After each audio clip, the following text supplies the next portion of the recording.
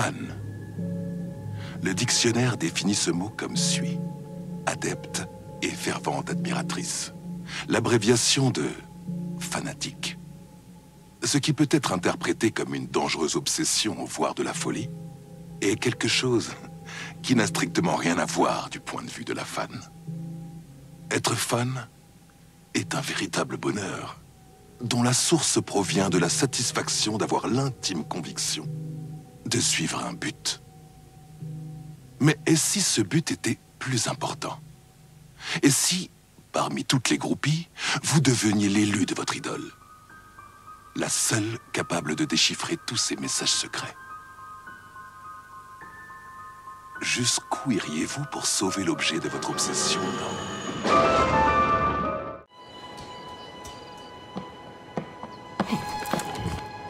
Je savais que vous, ma plus grande fan, vous ne vous laisseriez jamais berner par les mensonges de mon frère.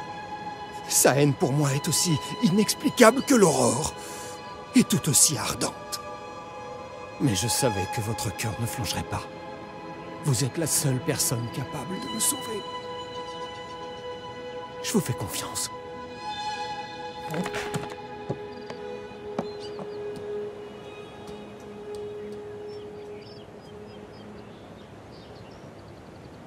L'écrivain croyait en moi. On était des âmes sœurs. On était comme deux maillons d'une chaîne de vélo. Et l'espèce de rouage pointu sur lequel elle repose. On était reliés par l'amour et le destin. Vous devez juste arrêter de vouloir prendre sa place et essayer d'être vous-même. Ces mots m'ont fait comprendre. Ce n'est pas mon frère que je détestais, mais moi-même. Une fan et l'idole qui fait son bonheur unissent leurs forces pour lutter contre un monde qui veut les séparer. Une issue heureuse, pour certains. Mais le bonheur, comme la beauté, est-il dans l'œil de celui qui regarde? Qu'est-ce qui distingue l'admiration de l'obsession?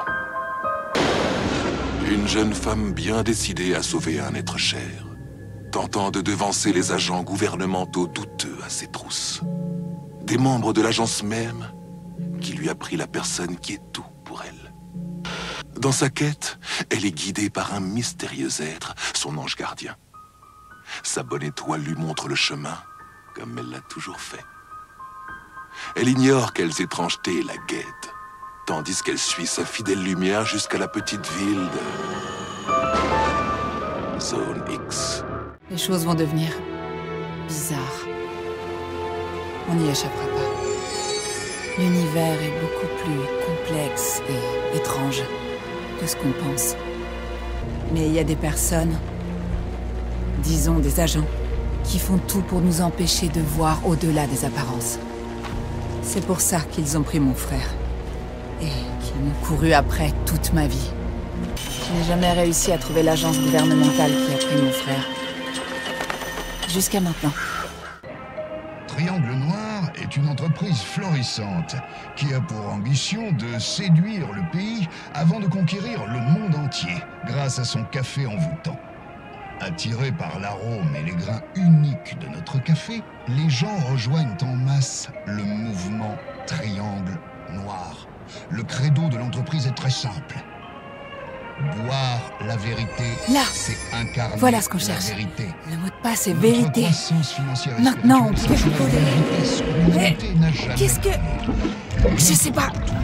Ce qui te fait... Il y a un truc... Ah, dans ma tête. Aide-moi. Qu'est-ce que cette agence trafique ici? Elle contrôle les gens? Pourquoi? Dans quel but? Ok, voyons ça. J'hallucine. Est-ce que t'as déjà vu un truc pareil? Ce n'est pas le gouvernement.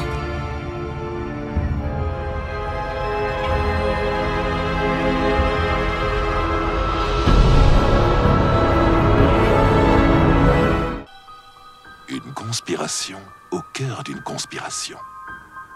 Comment dénoncer un mensonge quand la vérité dépasse les limites de notre imagination la plus folle? Qui peut dire jusqu'où nous mènera cette spirale infernale. Quand on songe au passé, on se dit souvent « et si ?» Et si le chemin que l'on a choisi de ne pas suivre était en fait le bon? Serions-nous plus heureux? Ou sommes-nous, avec notre lot de choix passés, les plus chanceux? Et si cela n'avait rien changé?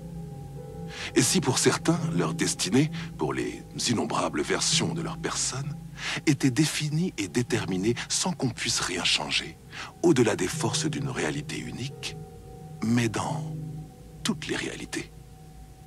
Pour un homme, l'attraction magnétique de la destinée est telle qu'elle brise le temps et l'espace. Suivons ce héros solitaire, ou plutôt plusieurs de ses versions, tandis qu'il poursuit son ennemi, un être dangereux appelé le maître de mondes multiples, dans tout le multivers, à travers les nombreuses versions d'une ville qui est toujours la même, mais toujours différente. Peu importe le nombre de réalités parallèles que j'affronterai, combien de vies, combien de versions de moi il faudra, je l'arrêterai et je reviendrai vers toi, mon amour.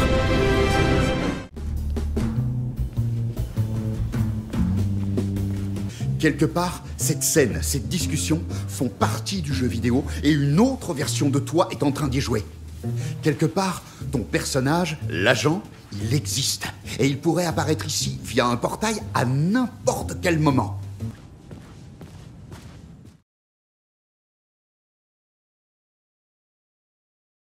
Cette écriture, c'était la mienne. Des théories paranoïaques sur le multivers et porte.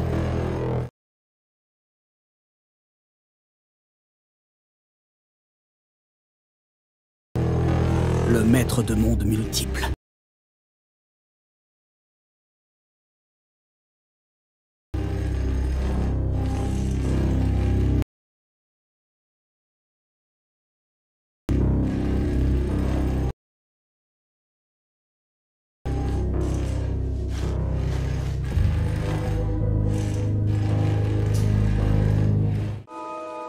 Je suis née quelque part par ici. Et je suis morte là. Pour lui, ça n'a été qu'une ère. Pour moi, une vie. Je croyais que ce n'était que l'intrigue du jeu vidéo. Mais tout était vrai. Porte. Le maître de mondes multiples assassinait des versions de l'agent, incarnées par moi. D'autres versions de moi. Tout était vrai. Ce n'était pas une blague. Ni un jeu vidéo. Ça avait vraiment lieu. J'étais perdu dans le multivers. J'étais dans une autre réalité. Pas meilleure, pire. Peut-être qu'en pensant à Porte, j'avais atterri plus près de lui, là où il avait le pouvoir. La prochaine fois, je penserai à autre chose. Quelque chose avait changé. Une sensation étrange. Mais qui m'habitait. Comme les instantanés figés d'un chemin séquentiel. Et pourtant, les pensées volaient librement, comme du texte lu à voix haute. Je vous souhaite la bienvenue au siège de la Ripple Effect Corporation. Nous faisions un jeu vidéo sur le multivers, mais il est soudainement devenu réel. Le réel et l'irréel ont toujours coexisté dans le multivers. Des échos le traversent comme des courants dans une mer cosmique. The Sea of Night. Conceptuel, fictionnel, réel, plus réel que réel. Plusieurs versions de nous tous. Aux interactions cachées, liées par les énergies qui ricochent dans les réalités. Un de vos doubles est tué dans une explosion d'énergie délétère, tandis qu'un autre acquiert des super-pouvoirs, et qu'un autre encore croise un ange gardien alien. Dans une réalité, nous sommes des êtres fictifs. Ou, comme vous dites, des personnages de jeux vidéo. Qui est Porte? Il y a des légendes sur lui qui remontent à des temps plus anciens que vous ne pouvez imaginer. Elles disent qu'il a trouvé une entrée vers une réalité parallèle terrifiante qu'il a dévorée. Il a accès à toutes les réalités. Et cette boucle tue toutes les autres versions de lui. Je suis sur le seuil. Ce que vous pensez ressentir n'est qu'un écho, venant d'autres versions de nous, dans une autre ligne de vie. Dites-moi bonne chance. La chance n'est que l'écho d'un événement transposé dans une autre réalité. À présent, c'était ça ma mission.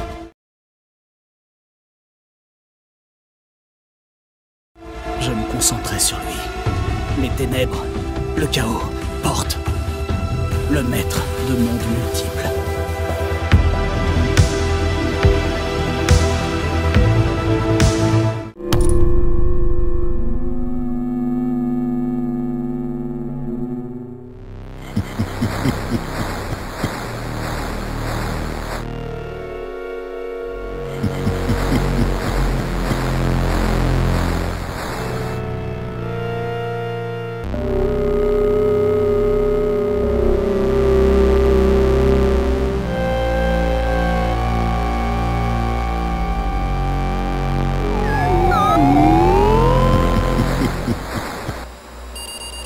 Après un sommeil sans rêve, vous revenez à vous et prenez peu à peu conscience du manque. Il n'y a rien. Vous cherchez une chose sur laquelle vous concentrez. L'idée d'une forme géométrique vous vient à l'esprit. Un trapézoèdre pentagonal. Comment connaissez-vous le nom de cette forme? Bonne question. Vous vous sentez disparaître, vous déliter, perdre votre essence même dans le courant de votre conscience, les flux et reflux de vos pensées.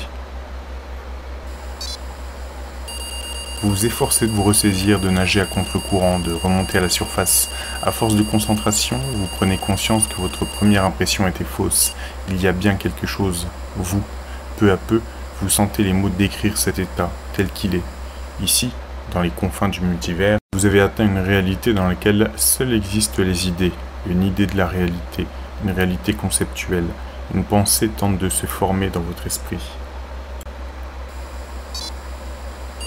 Vous vous concentrez sur la pensée et elle devient claire. Au commencement était le verbe. Ici, seuls les mots existent. Ils sont tout. Ils décrivent ce monde.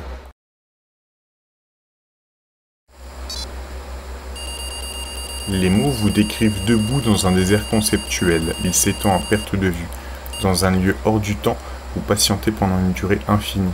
Au-dessus de votre tête, des idées d'étoiles se heurtent et s'effondrent pour former des trous noirs. Avec le concept du désert apparaît l'idée de soif. Alors que vous imaginez une tasse de café, votre boisson chaude préférée, elle apparaît. Son idée, le concept de son arôme et de son goût délicieux. Vous la savourez. Vous vous imaginez la savourer. Vous comprenez qu'ici, vos pensées sont tangibles.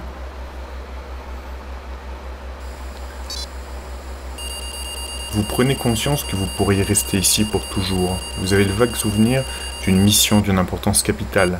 Toutefois, les détails s'effacent déjà. Vous devez trouver un moyen de fuir avant de vous perdre à nouveau. En voyageant dans le vortex, vous vous concentriez toujours sur une chose. Se pourrait-il que ce soit la solution ici aussi? Il vous suffit de penser à elle pour la faire apparaître. Vous êtes avec elle. Cette version d'elle ne sait rien du multivers. Elle s'appelle Lisa. Elle est danseuse. Elle porte un pendentif en forme de spirale. Elle vous attire comme un aimant. Elle pense que vous la draguez, mais ça la fait sourire. Vous avez le sentiment d'avoir déjà dit ça de nombreuses fois dans de nombreuses réalités déjà, ce qui en augmente la gravité. Peu après, vous vous mettez en couple. Malgré votre bonheur, vos expériences du multivers continuent de vous hanter. Alors, petite parenthèse, ça fait penser au film L'Agence, The Adjustment Bureau de George Nolfi. C'est totalement la même histoire d'amour. Vous rangez votre équipement REC dans une boîte et l'emportez au sous-sol. Vous y rencontrez un concierge au fort accent et au visage amical. Vous sentez ce que vous pouvez lui faire confiance. Il vous promet de conserver la boîte à l'abri. Bientôt, la folie de votre aventure dans le multivers prend l'apparence d'un rêve. Votre vie avec Lisa est désormais votre seule réalité. Vous lui dites la vérité sur les multivers. Ses rêves lui semblaient si réels qu'elle vous croit immédiatement. Elle vous en veut terriblement de lui avoir caché la vérité. Elle ne parvient pas à croire que ce soit possible. Comment oublier une chose pareille? Vous le demandez vous-même. Vous le demandez vous-même. Elle devient obsédée par le multivers, c'est son seul sujet de conversation et elle est déterminée à tout savoir à ce propos. Une nuit, vous vous réveillez en sursaut. Elle n'est plus là, elle vous a laissé un message. À l'extérieur, vous l'entendez discuter avec un homme qui a un fort accent. Sa voix vous est familière, mais vous ne parvenez pas à l'identifier.